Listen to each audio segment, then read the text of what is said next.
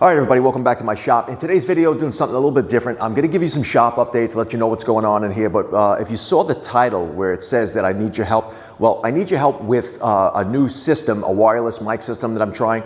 In the past, I've tried numerous wireless microphones and I've had to really get rid of all of them, send them back, and just delete the videos that I tried to produce with them, which was a big waste of time. And I understand a lot of people, are saying, you got to get a better microphone because the sound quality and everything, it's not that great. Well, let me give you kind of an idea of what's going on. First of all, when I narrate the videos, when you see me working and I'm not talking during the work and then I'm narrating them, that's a better sound quality because I'm using a physical microphone plugged into the actual laptop where I'm editing the video. When I'm working and I'm trying to talk to the camera, I have a camera microphone that it's mic'd directly into the camera. And the problem is, what a lot of people don't realize is I'm kind of trying to talk a little bit louder, which is another thing that I'm going to ask you guys on how my levels are because I'm not used to this microphone. It's a lapel mic, and I don't really know yet how loud I need to speak. Because if the camera is far away from me, originally with the microphone that I had on there, I would have to project my voice to try to make the sound quality better. And what a lot of people don't understand is that now that I'm in a much bigger shop, the shop is 25 by 35. I don't have all my cabinets up yet that I'm going to build to have all my tools in there. There's a lot of tools that I still don't have yet that aren't set up in the shop, and all that stuff cancels out the echoing in the shop. Now, when you're in a big empty space and you're talking through a microphone and you're trying to project your voice so that you can make that sound quality better, you're going to get an echo. At the same time, I also have the heat running in the background because it's the winter now and it's getting cold and I need to have the heat on in the shop, and I'm lucky enough to have the heat, so I'm using it. So I want to see also how well this microphone system is going to drown out that noise and how clear that you can hear my voice. Because one of the major things that I'm trying to avoid, like I did with the other microphone systems in the past, is when I was trying to talk, not knowing the levels of how much of the voice I needed to project, it would clip on the microphone. So the clipping would be it would be terrible. It would create a lot of static and sharp sounds that would deafen your ears, and it would be completely unusable. And with the heat running in the background, it wouldn't cancel that out, so you'd hear that fuzziness and that static, and it just sounded like, a blower going off, or if I have an exhaust fan on, when I'm doing the overspray. So a couple of things that I got to try today. I'm going to obviously the dialogue between me with the microphone and the camera, and I'm going to cut a couple of pieces of wood because I want to see how it reacts also with the noise of the machines, because I'll have to know all these levels so that I don't blow out your eardrums when I'm making a video and I'm actually having the mic attached to me the whole time, because that's one of the biggest things too. Safety issue. I have to be concerned about how this thing is going to react. I just hit it with my thumb right now by accident because I'm not used to having it there, so I have to see what that's going to sound like. All right, so with that being said, and I'll show you a couple of things, what's going on in the shop, what I'm building, what phase I'm up to with some of the stuff, and we'll take it from there, and then I'll edit the video and I'll get all your feedback. Okay, so you know what, while we're here, no better place to start than over here at the table saw. So you can see, I have a mess of things going on. In a future video, I'm going to be building some doors for somebody's closet, barn doors, bifold. So we're going to be using the planer, the jointer, and we're going to be milling all that lumber. And right now, I've been working a lot on cabinets and built-ins, and it just requires all sheet goods. So I'm basically just using the table saw, the miter saw, and that's about it. The track saw, things like that. Pocket hole machine, which is, you can see behind me, which I love the fact that now I have the room to roll these tables around, because you've probably seen the recent Instagram video that I did where I used the STM, the Festool STM, I'll show you that in a minute, as a helper for me on the table saw. Because when you're cutting 15 to 20 sheets of plywood a day, and you're cutting them, oversized with the track saw, and then you got to get them over to the table saw, run them through the table saw, which, by the way, these things are a great help. These are the Jessom stock guides. They help you keep it against the fence nice and tight, and you have those big panels that you're feeding through there. But having a rolling table that you can rest all that weight on and then just glide it through the table saw, that really does help. It takes a lot of strain off your body, because I've been doing this for years now. I started this business in 2012, I think, or 2013. Might have been the end of 2012, beginning of 2013. And all that time that I've been, like, you really feel it in your shoulders and your back. It doesn't matter how strong you are. I mean, I'm not getting any younger. I mean, I'm in my mid-40s. A lot of people think that I'm a youngster, right? And maybe I look a little bit young, but a lot of people don't realize too, I'm retired from a 20-year career with the city. I'm retired for over a year already. So I'm no youngster anymore. So this stuff is, you got to start figuring out workarounds where you're going to be lifting heavy things all day. A lot of times when I'm doing cabinets, lifting these things overhead, you make dead man supports, they're called. I'll probably do a video on that. But I added this sliding table. That is also to help me with the larger panels, cross-cutting, for not only like side panels of the boxes of cabinets, but also drawer fronts and what else do I use this for? Shelving, all the shelves for adjustable shelving. It just makes it easier because I love the Festool MFT 3 system, which I'll turn the camera and bring you over there, which I have right over here in this corner, which I absolutely I love it because I can put a full sheet of, I'll cut obviously offcuts of the plywood, smaller panels, and I'll put the whole 8-foot section on here, right? Or even like I can fit up to 12 feet up against that wall with no problem. I can square up an edge. I know it's always going to be guaranteed. And a lot of times I'll do that right here. I'll square up an edge at the MFT, then I'll take it right from here. And this is just about the height of my table saw, maybe a little bit higher. And what I'll do is I'll just take the end of it here and I'll bring it over and spin it around and I'll drop it onto the sliding crosscut attachment on my table saw. And then I'll just run it right through and I'll make my cuts. And I know that I'm starting with a square edge. So it just makes the flow a little bit easier. Now, I'm considering changing things around in the shop. It really all depends on what equipment I'm adding and the type of jobs that I'm doing. So right now in this corner, it's pretty good. I have a lot of room here. I do most of my edge banding here. Unfortunately, the Vaxis has been discontinued, and this is an indispensable tool. I know a lot of people always ask me about that. So I'll put a piece on there. It'll suck it right down to that. I'll edge band it. I'll hit it with the MFK 700, trim it up, and then I'll have perfect edge banding. So this is a great setup. I have the extra, this is the accessory work table. I added that on here. That's for offcuts, and it also gives you support if you set up a stop block here and you have to make repeatable cuts this way. You have all that extra pieces that you need to, all that weight is sitting somewhere. It doesn't fall off if you're making an offcut. And also this is the TSO extension table for the MFT. I have that on that end. That gives me full support on longer boards when I have to square up an edge. So this corner right now, you can see underneath, since I haven't made any cabinets yet for my shop because I haven't had time between working on my house and jobs that I'm doing for clients, this stuff is just sitting in boxes. So hopefully when I do get the time to set up the shop a little bit better and have cabinets all around, you'll be able to see that the echoing will diminish. Okay, let's move over to this back corner here where I have the dust collector. My miter saw it kind of like lives right there in the middle of the shop, and it's given me full length on both sides to make cuts on 16-foot boards. It's right in the middle. So this is a 35-foot long shop, and what that allows me to do, I put the miter saw right there at like 17 and a half, and that gives me extra wiggle room on each side when I'm cutting 16-foot boards. I have plenty of room to cut an edge on a miter or square up that edge before I make the final cut, especially with long material like baseboards and whatever. I mean, this is a mobile setup, so it could be moved if I had to, but right where I have it right now, I don't need to move it.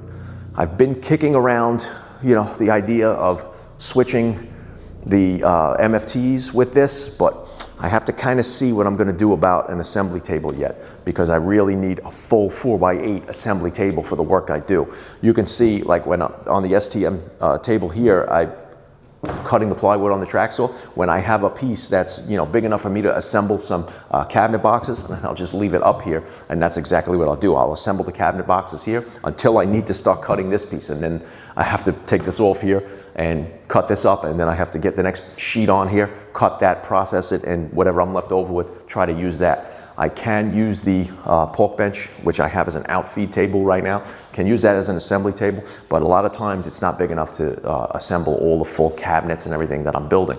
So, there is a lot going on here right now, and still, the shop is still kind of in the works. So, bear with me on that, but you guys will, I'll take you on the journey with me of getting this whole thing set up to exactly the way I want it. You can see in the far corner there, I have a pallet jack. That's for all the heavy equipment that comes in through the shop doors. You saw behind me, I have an industrial shop garage door. That's where, behind my table saw, you've probably seen in videos in the past where I lift up the door for cutting 12 to 14 foot long boards. It easily helps me rip it without moving the table saw at all. I can leave it right there in that spot. I can cut up to the door. I can cut 10-foot boards comfortably, ripping 10-foot boards down.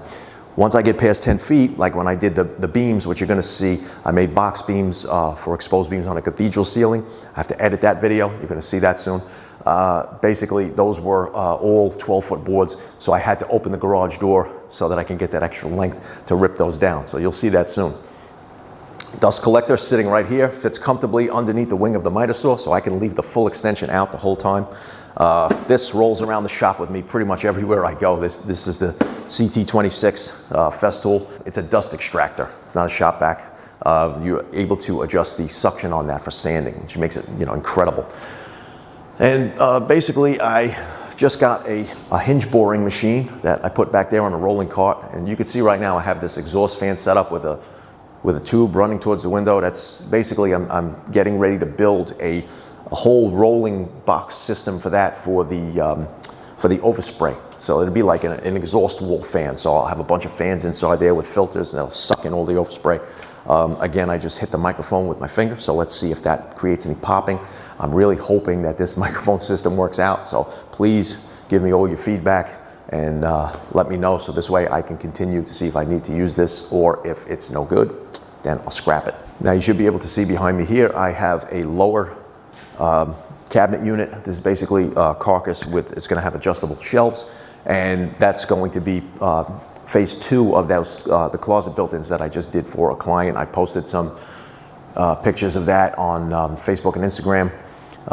If you're not following me on Facebook and Instagram, just go over to my channel, and I have a whole thing on my on the About section. It gives you all my links for Facebook and Instagram, and all my TSO affiliate links and all that stuff. So that's basically where you're going to see like pictures and stuff of things that I'm doing that you don't see a video on YouTube. So, and I look short videos and things like that from Instagram and Facebook, like on the reels. So this is sitting here waiting for me right now to cut the shelves, which I'm going to do. I ran that 500-foot roll of edge banding, and that's completely finished because I've been doing so much work. So I'm waiting for that to come. It's coming today. It's probably going to come too late for me to wind up having to finish this off. So something that you haven't seen actually, or haven't even really spoken about, was in my old shop, which was the basement of my house when I lived in New York. I didn't have the room to really take over the whole basement. So I eventually built a temporary wall. But before that, I was using the shop curtain. And what I did here was I just hung a support bracket on a beam from the ceiling from some chains, so I could easily remove it if I need to, but I'm probably not ever going to because I need an area to spray. So everything in this section of the shop here is all basically, it's just all mobile, it's all on wheels. So what I do is anything that's here that I don't need to really roll out of the way, I can cover up with a drop cloth like the jointer, but everything else is on wheels, rolls right to the other side of the shop. I bring in my spray equipment here, and then I just roll this over.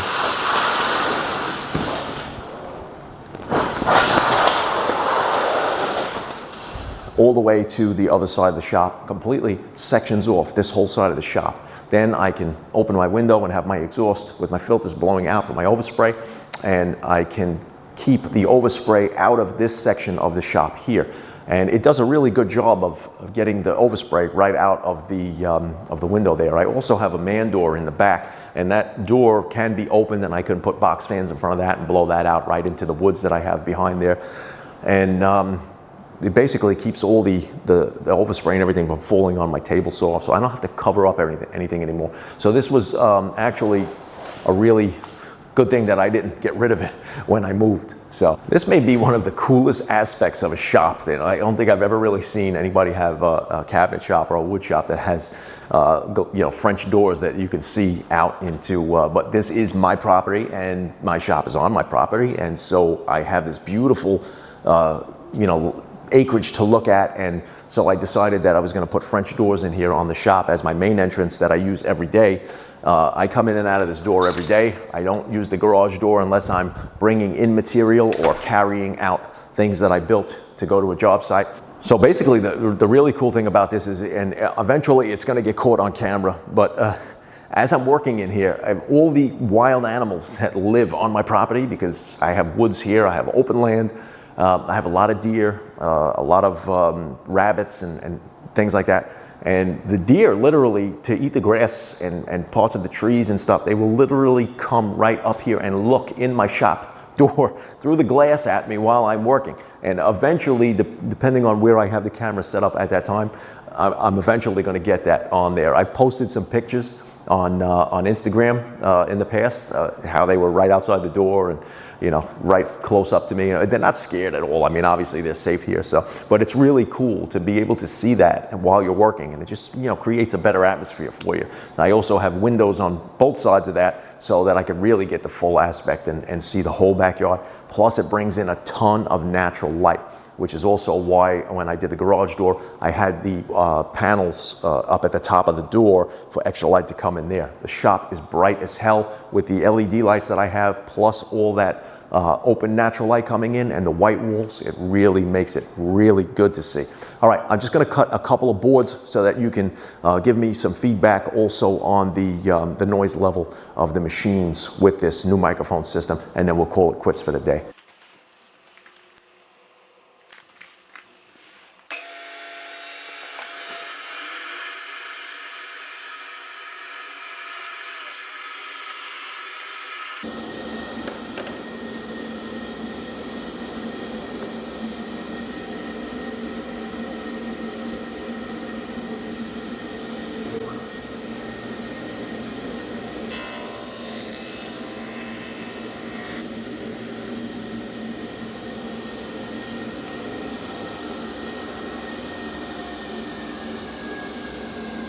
Okay guys, so that's it for this video.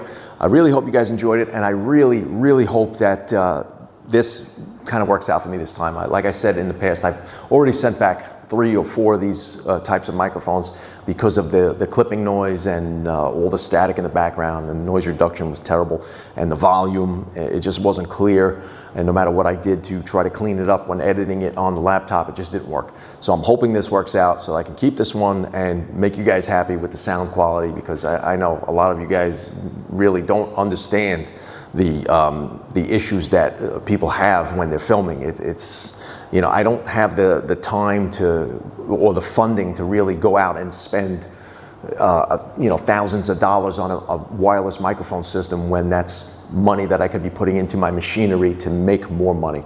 YouTube is not paying me what you guys think they're paying me. You know, a lot of the YouTubers out there, you know, they lie about their funding and how much you make on YouTube and everything like that. My bread and butter is my business. It's not YouTube. This is an extra thing that I'm putting out there to educate the world, basically, and you know, because this is worldwide. So whoever's watching, you know, I'm glad you guys are subscribers. I'm glad you're part of my channel. I hope you guys enjoyed the video. I hope you enjoyed the little shop tour that I did. And I hope that I can create the right levels of sound, and I hope I can drown out the heater and the equipment noise and things like that when I'm making the cuts. So this way we can make better videos in the future and continue to do so. Don't forget to check the links in the description for my affiliate links of tools and things like that you see me use on a daily basis. All right, everybody, thanks for joining me, and I'll see you next time.